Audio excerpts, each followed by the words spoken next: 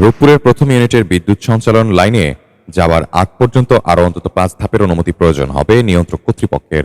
বাংলাদেশ পারমাণবিক শক্তি নিয়ন্ত্রণ কর্তৃপক্ষ বায়রা নজর রাখছে প্রতি ধাপে। বায়রা চেয়ারম্যান জানান, বিদ্যুৎ কেন্দ্র ও গ্রিডের অগ্রগতি এখনো পর্যন্ত সন্তোষজনক। বিশ্বজুড়ে ইউরেনিয়াম সংক্রান্ত সব কার্যক্রম তদারকি করে আন্তর্জাতিক পরমাণু শক্তি সংস্থা IAEA। ফিজিক্যাল স্টার্টআপ শুরুর জন্য ক্রিটিক্যালিটির জন্য তাকে আমার পারমিশন নিতে হবে। গ্রিডে পাওয়ার দেওয়ার এই যে পাওয়ার বাড়াবো একটা, তখনও পারমিশন নিতে হবে। ইভেন গ্রিডে দেওয়ার সময় পারমিশন নিতে হবে। আমাকে সে ওপেন চেক দেওয়া যায় না যে তুমি ইউ ক্যান প্রসিড নাও, না, আমাকে প্রত্যেকটা স্টেপেই তার কাছে যেতে হবে পারমিশনের জন্য, এবং তার লাইসেন্সের যে টার্মস অ্যান্ড কন্ডিশন সেটা আমি মিট করি কিনা সেটা সে সার্বক্ষণিক আমাকে মনিটরিং করবে। বাংলাদেশ পারমাণবিক শক্তির শান্তিপূর্ণ ব্যবহার করে বিদ্যুৎ উৎপাদনকারী 33তম দেশ।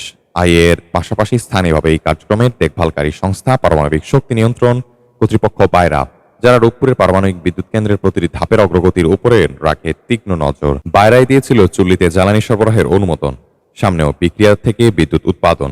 নানা পর্যায়ে দরকার হবে বায়রার অনুমোদন। বিশেষ ক্ষেত্রে অগ্রগতি জানাতে হয় IAEA কেও।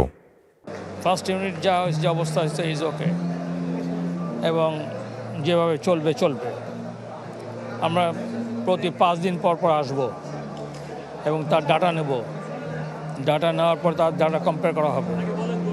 তারপর অন্য কথা, 300-350 মতন মেগাওয়াট যখন আমি পাবো তখন আমি বুঝবো যে না, এখন ঠিক আছে। এখানে আরেকটা কথা আছে, যে গ্রিড ব্যাপার একটা আছে। IAEA সমস্ত কপিগুলো তার হাতে তুলে দিচ্ছে যে এটা পানির গ্রিড না, কয়লার গ্রিড না, এটা কিন্তু নিউক্লিয়ার পাওয়ার গ্রিড, অর্থাৎ আপনাকে কিন্তু এইভাবে তৈরি করতে হবে। এখন ওটা ওনাদের উপর। এখন পর্যন্ত সন্তুষ্ট আছে, কারণ এখন পর্যন্ত কোনো ডিফেক্ট পাইনি। বায়রা জানায়, প্রতিটি ধাপ পুঙ্খানুপুঙ্খভাবে দেখে সন্তোষজনক মনে হলেও দেয়া হয় অনুমোদন। তদারকি হচ্ছে সঞ্চালন লাইনেও।